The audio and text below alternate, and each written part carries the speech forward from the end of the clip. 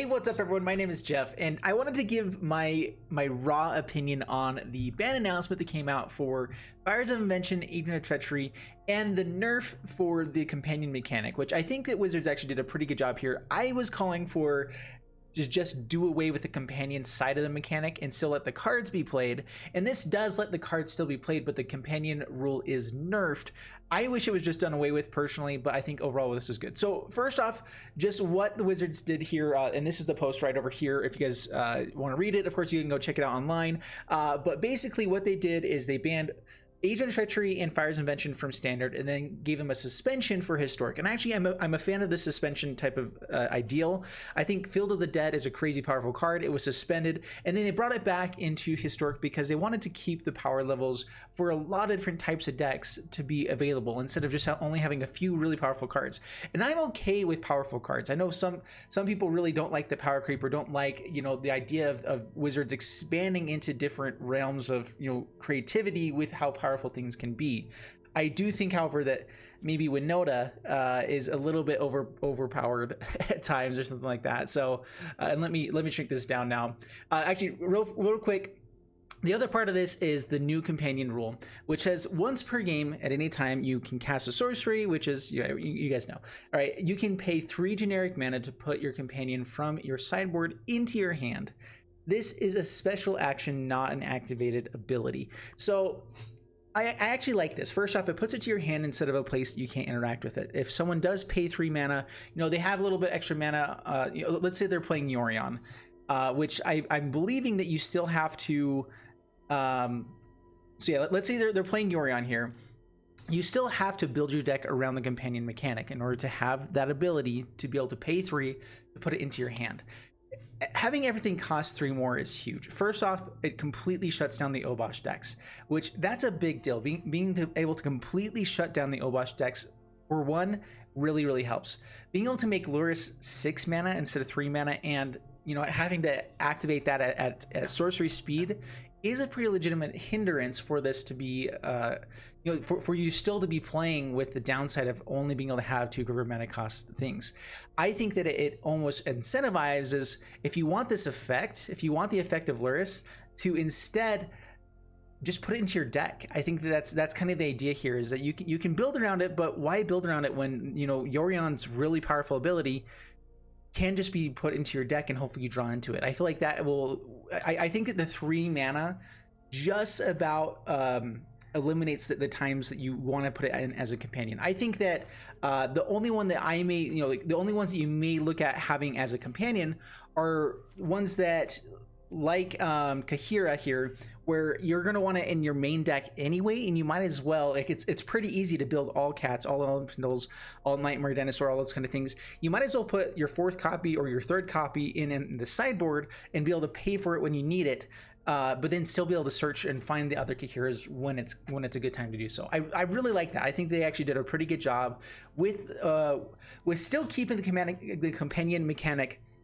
playable. It still is a companion mechanic rather than just being non-printed, you know, or just getting rid of it completely. And so I think they actually did a pretty good job there. I do think that there's going to be times that the companion mechanic is still going to be oppressive, but the same way that any good card is. And that kind of brings me to the idea of the Fires of Invention, Agent of Treachery. First off, why do I think we all know why they deserved bans, but they were just way too busted. I think that especially with what was given to us of a bunch of different ways to bring Agent of Treachery out cheap and easily, you know, the fact that they could consistently get an Agent of Treachery on turn 5 and have it trigger twice with Yorion was just something that was way too busted. And so I do think that Agent Treachery absolutely needed to be banned. And I think that alone will bring in so many more decks. It'll completely change the meta, because there's so many decks you can't play, because if 2 things are going to be stolen on turn 5, you can no longer play that mid-range style against anything. You know, there's just so much that is so hard to play that I think that having Agent of Treachery out of the game, that for one is just going to change everything. And so I'm kind of giving my raw opinions and thoughts here from here on out, where it's just kind of like wherever I'm kind of free flowing from here on out. I think that where Standard is going to go especially now Fires of Invention is gone. You know, we're of course losing the Jeskai Fires deck, which that's probably the only thing I'm a little bit bummed about, because that was a fun deck. I think that it stayed right on the edge of like creativity and interesting stuff going on, rather than I'm going to win because stealing 2 of your things on turn 5 happens to be really good. Who would have thought, you know? And then doing it again on turn 6. What? Anyway, yeah. I think that the deck, I think that there's a lot of creativity that's going to be out there. The decks that are still really powerful and will not go away, basic mono red without Obosh all of a sudden just became more prioritized. Like, there's no reason to have Obosh really in here. I don't think that he's good. Like, Torbrand is so much better than Obosh for the mono red decks that it doesn't make sense to run Obosh. And so I think that mono red aggro is going to be one of the top decks again. I think Wilderness Reclamation with Shark Typhoon is definitely a contender for the top spot for standard right now. So I think those are the decks that are going to be the scariest ones. Mono red, Wilderness Reclamation. I think Winota. I've kind of got Winota here in the sideboard because I think that it also should have been banned. But is it more powerful than Wilderness Reclamation? I think slightly. You do have to build around it a little bit more so. Not having Agent of Treachery to run into helps quite a bit. I think that it's one of those cards where it's like, it's just on the verge of being crazy, like way too powerful, but it is still a random, you know, it is a random chance thing. You can't rely on it to win. And I think the biggest issue I have with Winota, and let's go ahead and bring it over here as well, so I can see it a bit easier. So I think the biggest issue I have with Winota is a lot of the issues I have with most things here. I just feel like they messed up a little bit on text by adding too much. The main thing that I feel like was too much here is either that there was, you know, that each creature that attacks in brings out a human creature. That's not very great. The other thing here is they come out tapping and attacking, but they also gain indestructible until end of turn. I think that was just like, they went too far with the text. I feel like Wizards, they keep like giving us a great mechanic, a great idea. I feel like Winota join our forces is so fun and interesting and crazy cool, and then they just happen to have to add in the text of it gains indestructible until end of turn. Like, that pushes this so far over the edge of playability.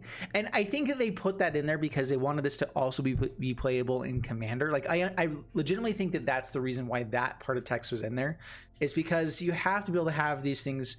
You know, you can't just rely on ETB effects in white and red. And so they wanted to have it a little bit more value and have it be a good commander for Commander. And I think that I think that that's unfortunate. I like that piece of text is what really is pushing this over the edge, that all of a sudden you can't interact with the trigger even after it happens. You know, like, there should always be multiple ways to interact.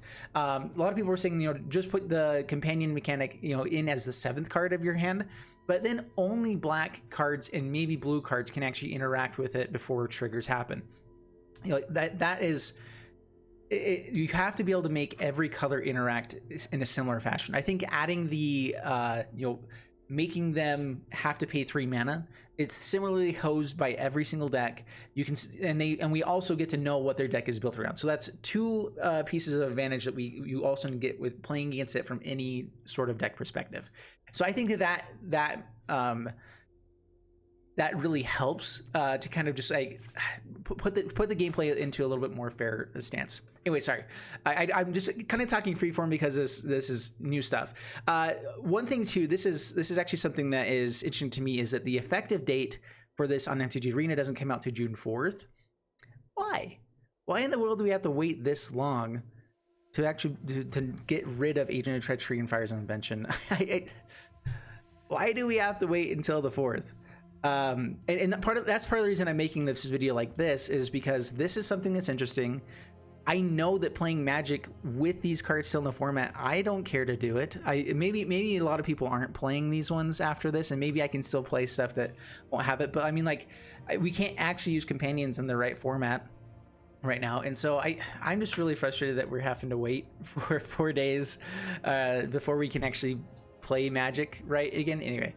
And so honestly, I might be doing different kind of content for the next few days because I don't have the ability to make interesting and fun content, which that is my whole goal, is to try to make interesting, fun content and new decks every day, but new decks that don't matter whatsoever to you guys. I don't want to be building or spending time doing that. And so a little bit frustrated that they can't just get their act together. I mean, is it really that difficult? I understand maybe giving a bit of time for, so like, because it was over the weekend they decided all this stuff.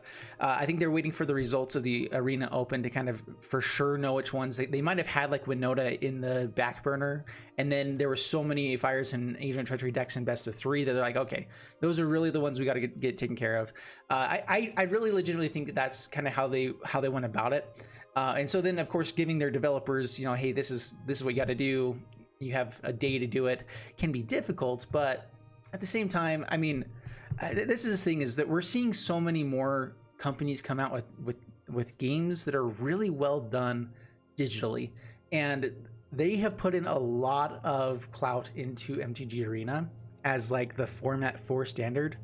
If this is your face of your game now, basically, Commander in these are the face of Magic the Gathering now, and they really got to pull it together and start doing a little bit better with everything. I don't mean to be like a complete downer on Magic, and I'm not really. Like I feel like the game is so stinking fun. I love that we still get to keep Lurrus in Standard because I love the ability, even though I hate the companion mechanic. And I think that the nerf on the companion mechanic for Lurrus does help. I think that we'll definitely see it played more in just the main deck rather than this. And I think that's fine. I think that's actually how it should be. I could see a lot of people playing like Yorion as your sideboard companion, because we found out that, hey, guess what? 80 card decks really don't change up your numbers too much, and so you can keep Yorion in as a companion and still just like build a bunch of decks that play multiple copies of things, and it's just fun. You know, the whole idea of a game, surprise, surprise, is fun. And I do think that taking out Fire's Invention, I think taking out Agent of Treachery add to the fun of this game and take away the oppressive, the things that were just annoying and not very fun. Doing combos, getting out Agent of Treachery quick and early with Winota, with, you know, Luca, everything like that. Can it be fun? Yeah, I think it's a really cool mechanic. I love that a janky, interesting deck like that became a thing. I think that they should have recognized that thing would be completely broken and terrible, you know, in development. But you know, whatever. I think it's because of the focus on product right now. I think that Wizards is trying to make abilities and mechanics that are powerful enough to withstand, like to be able to sell to Commander people. Like Luca, his ability, you can build a deck that runs Emrakul as the only creature, you know, in Commander, and all of a sudden you have a combo that's pretty fun and interesting. There are things like that you can build now, and so I feel like Luca, the ability is way too powerful for Standard when there's things like Agent of Treachery. I think now after Agent of Treachery's gone, it won't be too bad. But anyway, I just think that they've done a good job of creating good product for Commander, and unfortunately I think that means that there's just going to have to continually be more bans in Standard, and I'm not sure what the right way to go with that is, like, because a lot of people really agree that they should never have printed certain things, and it's just the same type of thing with this Winota. I don't think that they shouldn't have printed Winota or shouldn't have done anything like this. It's a bummer that they have to keep adding those one line of text that push it over the edge, that would make it, that without it, it would be a little bit less playable in Commander, but with it, it makes it too far for Standard. And I think that it's great that they are creating so much Commander product. I feel like they are trying to sell cards, you know, physical cards only really are good for Commander nowadays. Like maybe Pioneer is being played pretty often, maybe some Modern, but for the most part it's Commander now for physical cards. And like that line of text of it gains indestructible until end of turn, I feel like is strictly just for Commander. You know, I feel like if they were really trying to playtest that just for Standard, it would never have made that in, you know, like, anyway, I just feel like they add way too much stuff. That's my opinion. I think that I have a lot of my opinions. I know I keep sharing them over and over again, but I'm actually pretty happy with where Standard's going to be after this. I think that Winota is a fun enough card that I'm willing to give it more time before I feel like it's going to be hated necessarily, because it's interesting. You know, the is Kenrith, you know, just being able to bring out Kenrith, which is probably like the biggest human left right now. Is that going to be enough to actually win the game, or Hackdos or whatever? I think, yeah, it's gonna be pretty good and it's gonna win games, but unless you're hitting those bigger bodies and you're not up against a deck that has lots of blockers, whatever, I'm not sure Winota is necessarily going to be a top tier deck. I think that it will be on the verge of it, in my opinion right now. But yeah, Wilderness Reclamation, I think Archon of Sun's Grace will come back as a big power threat. Now that Agent of Treachery isn't going to steal it on turn 5. You know, like that was a big issue of Archon of Sun's Grace, is that it can no longer come out on turn 4 and then create a decent board state on the next turn, and only having the issue of board wipe. You know, board wipe is fine, but them stealing all of the things you just spent mana on is so much worse. You know, especially 2 things, or then they get rid of your lands as well. Yeah, so I think that Archon of Sun's Grace is going to come back as a really big power for the Azorius Control type of decks. I think that Azorius Control will come back. I could see them going into 3-color now a little bit more than just Azorius, because of triomes, like maybe towards red. It might see more kind of the Esper side of things as well.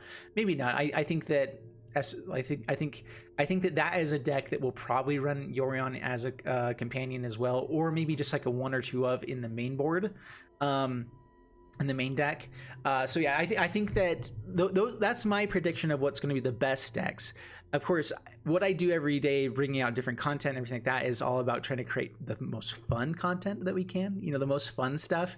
And of course it's not always good. Like I try to stick around tier 2, you know, like and I a lot of times verge down to, you know, tier 3, and then I'll occasionally play a tier 1 deck, and I don't even know what to do with myself because I'm playing an actual good deck, and people are like, hey, you're not actually that bad.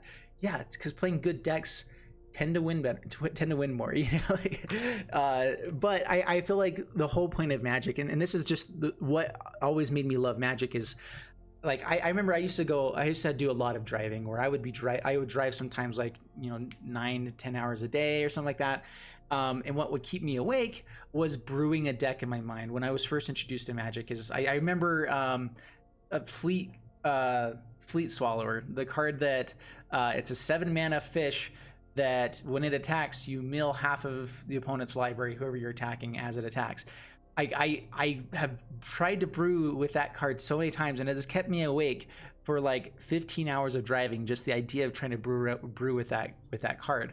And that's what really made me want to start coming into and creating a channel, was just that I love brewing. I love doing fun and interesting cards, and like I love the idea of, can I make this work, and can I make it semi-competitive? You know, like I'm not necessarily looking to create the next mono red deck, you know, whatever it is that is always going to be in the top tier.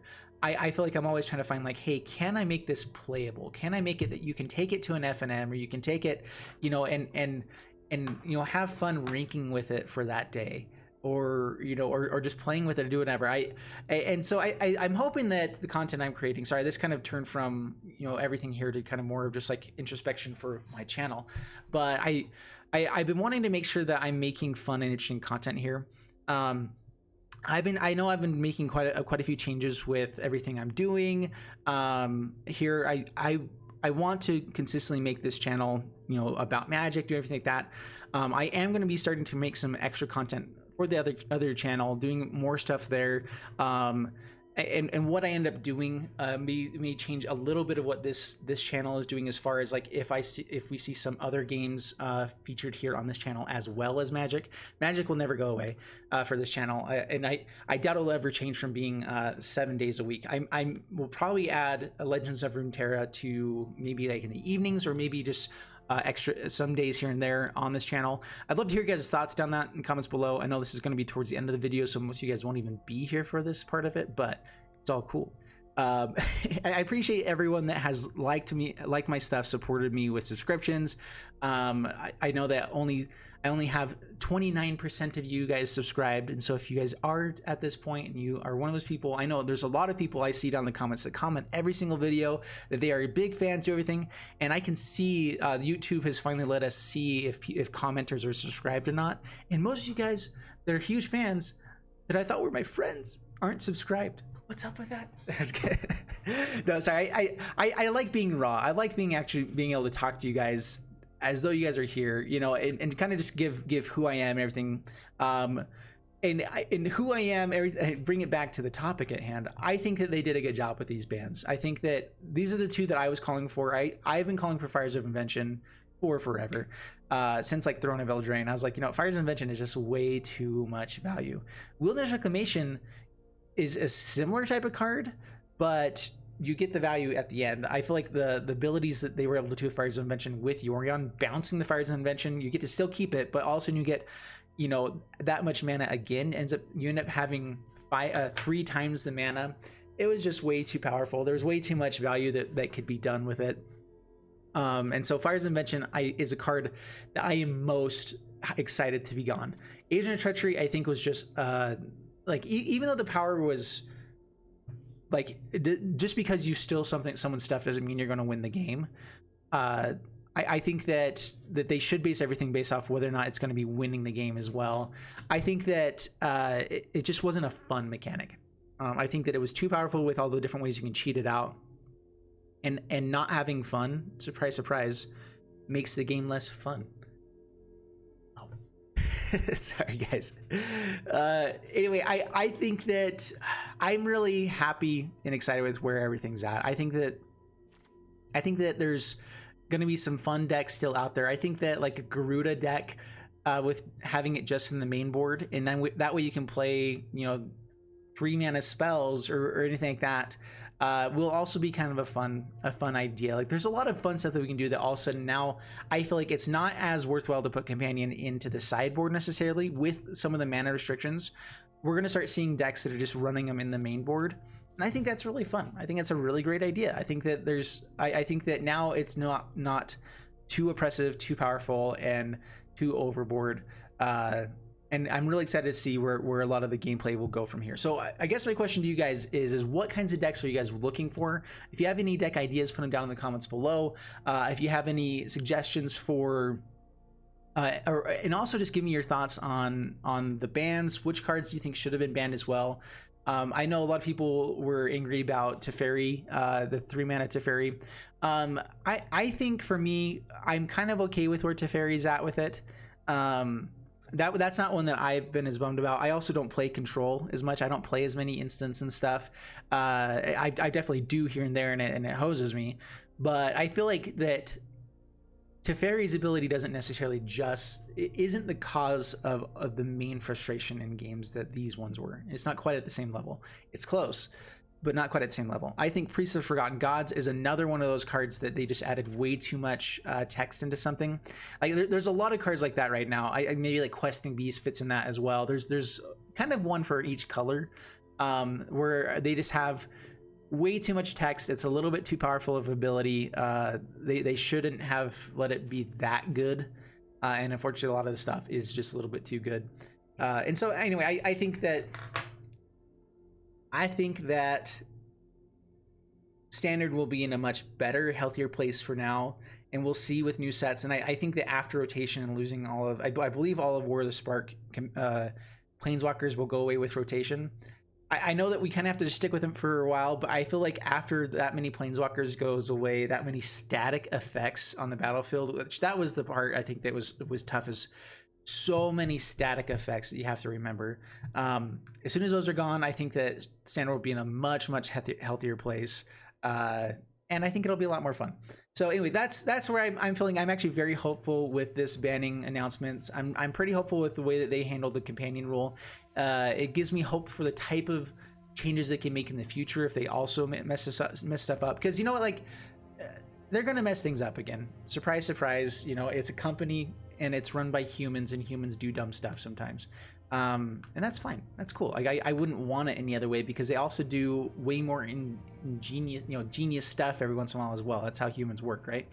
And so I really am excited to see kind of what's coming in the future. I feel like they're pushing the envelope of like trying to make things that are good enough to be playable in Commander. I think that's a big part of it. They're good enough to be playable in Commander, which also gives us a lot of kind of power creep into Standard, but also kind of cool, fun stuff that we get to play with. And you know, it's these really powerful effects that are, you know, this could be your Commander card. You know, like there's a lot of those kinds of cards in here that that are actually playable in Standard as well, that I think that actually add to the fun of the game. I know a lot of people are kind of like saying, oh, it's becoming Yu-Gi-Oh, it's becoming Hearthstone, and I don't think it's quite to that point. I don't think it's even close to that. I think it's at a point still where it's fun, and the biggest difference between Magic and all of those ones is that we still have lands, we still have randomness, a little bit more randomness into it, because you can draw. I just feel like there's a lot more luck involved with not luck, but strategy involved in the deck building side of things, that add to the fun and the value of Magic for forever. So anyway, that's my opinion. Hope you guys enjoyed the video. If you did, please leave a like and subscribe. Don't be one of those 70% of people that watch all my stuff but don't subscribe. It's just rude. And I'll see you guys in the next one. Thanks so much, and bye-bye.